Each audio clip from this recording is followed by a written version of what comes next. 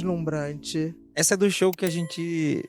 Que eu fui ver. Que você foi ver, que foi um dos primeiros dessa montagem nova. Mas é perfeito. Você faz várias, por exemplo, tem umas 3.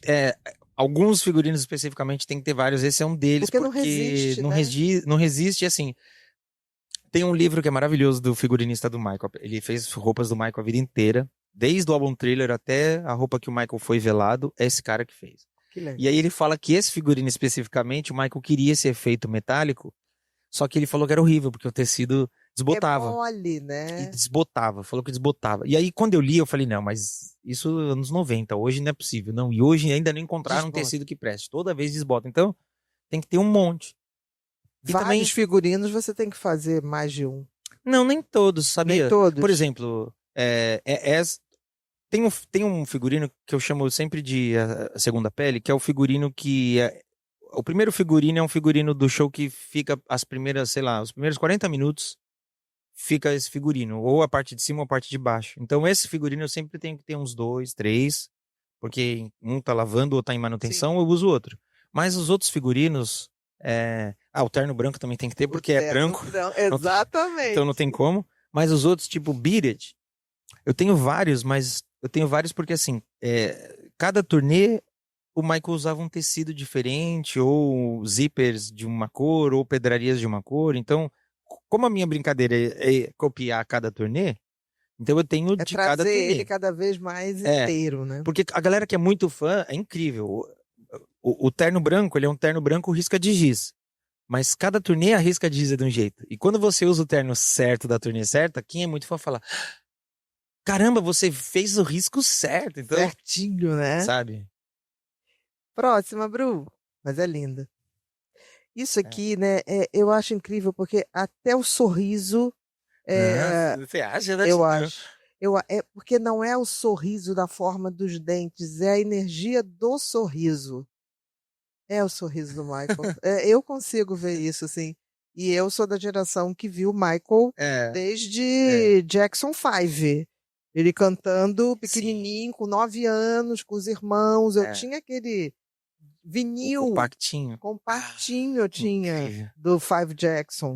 E eu me lembro que a primeira vez que eu vi esse vinil, eu falei assim, eu me apaixonei pelo Michael Jackson, pela voz.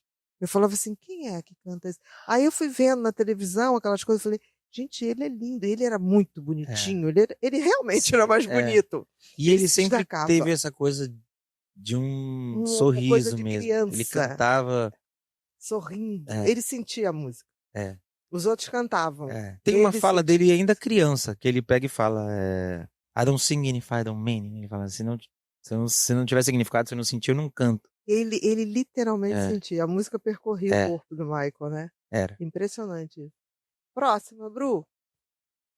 Isso daí é muito emocionante pra mim. O produtor. Não é isso? Musical? Foi o nosso primeiro show junto, o Kevin Dorsey.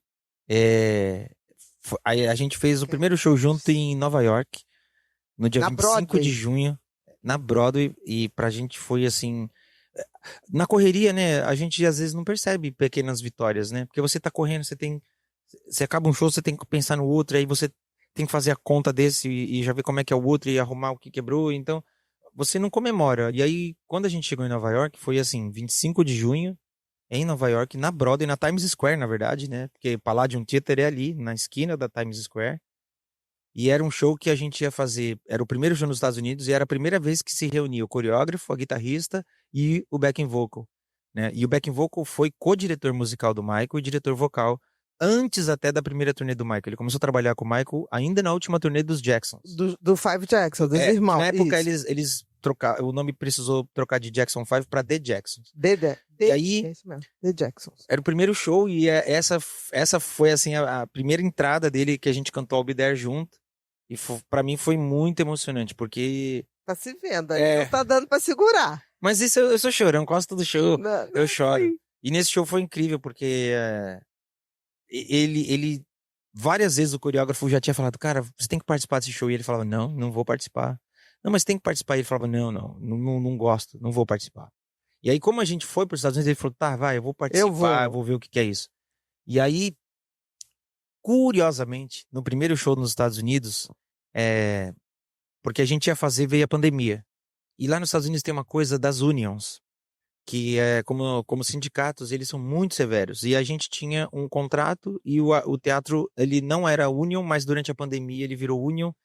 E aí uma série de acordos que tinha mudou, enfim, foi um dia muito estressante.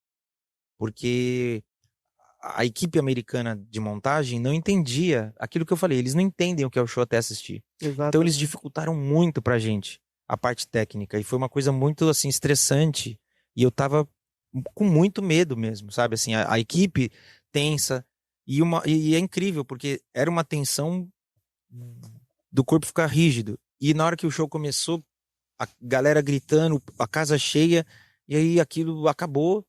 E aí era muito tenso porque eu tava me apresentando, eu olhava pra coxinha, tava os 3.